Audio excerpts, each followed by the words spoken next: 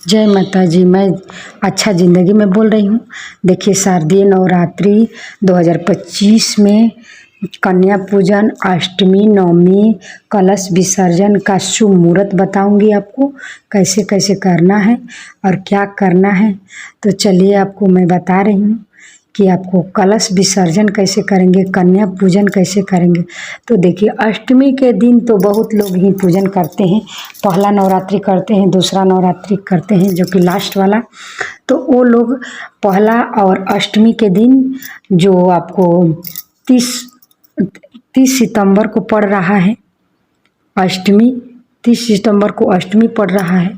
वो लोग उतरती चढ़ती जो लोग करते हैं उन लोग के लिए ये अष्टमी 30 तारीख का है, उसको कर लेंगे। उसके बाद में आपको बता दे रही हूँ कि जो लोग कन्या पूजन करेंगे, तो बहुत लोग अष्टमी के दिन ही कन्या पूजन कर लेते हैं और प्रसाद ग्रहण कर लेते हैं, लेकिन वैसे नहीं करना चाहिए। जो लोग 9 दिन का नवरात्रि रहते हैं उन लोग को कन्या पूजन नवमी के दिन ही कराना शुभ माना जाता है, लेकिन बहुत लोग अष्टमी के दिन भी करते हैं, वो भी अच्छा माना जाता है।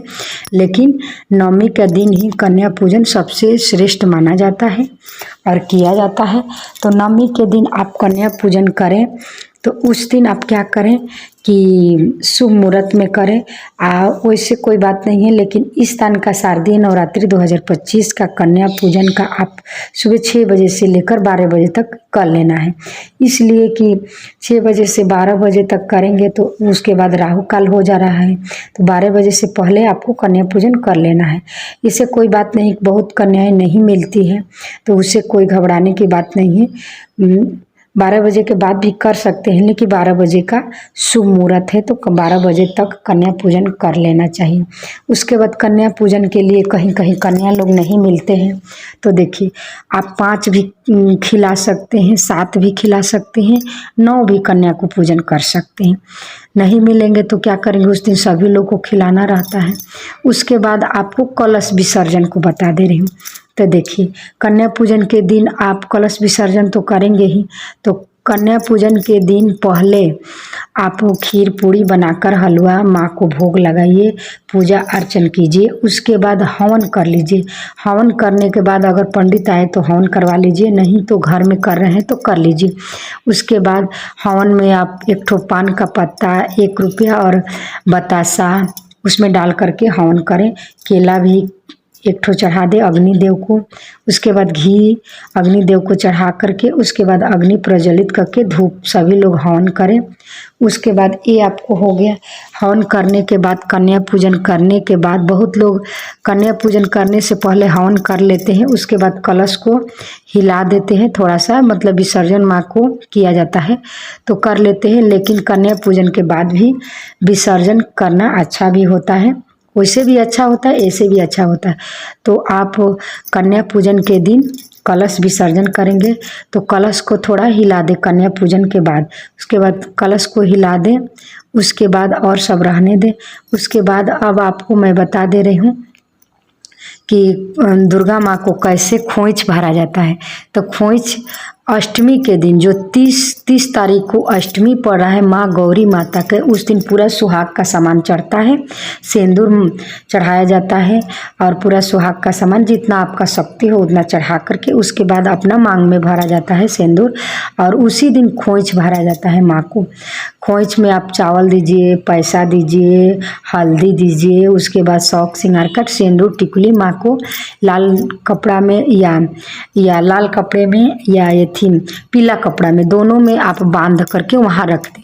उसके बाद कोई भी अगर घर में कर रहे हैं तो, नहीं तो मंदिर में जाएंगे तो मंदिर में भी जा करके और लाल कपड़ा या पीला कपड़ा में चावल, दूब, दुर्वा होता है, उसके बाद हल्दी, उसके बाद पैसा, उसमें सिंदूर टिकुली माँ को बांध करके उसके बाद वहाँ जहाँ विसर्जन किया जाता है, बड़े मूर्ति रखा जाता है, वहाँ रख दें, ले जाकर दे दें। और वैसे नहीं हो सके तो आप घर में कर रहे हैं तो घर में करके उसके बाद कन्या पूजन के बाद ले जा करके दे सकते हैं। उसके बिहान दिन भी जिस दिन मूर्ति का विसर्जन होता है उस दिन भी दे सकते हैं। तो ये भी आपको हो गया। कन्या कितना खिलाना है ये भी मैं बता दी हूँ कि आप 5 खिलाए, 7 खिलाए, 9 खिलाए, 2 भी कन्या पूजन कर सकते हैं। ना मिले तो इतना भी कर सकते हैं। उसके बाद कन्या पूजन अगर नहीं, कन्या एक भी नहीं मिल रहे हैं तो जो मंदिर में आप लोग कन्या पूजन होता है वहाँ पर भी जा कर के कन्याओं को दान दक्षिणा दे सकते हैं।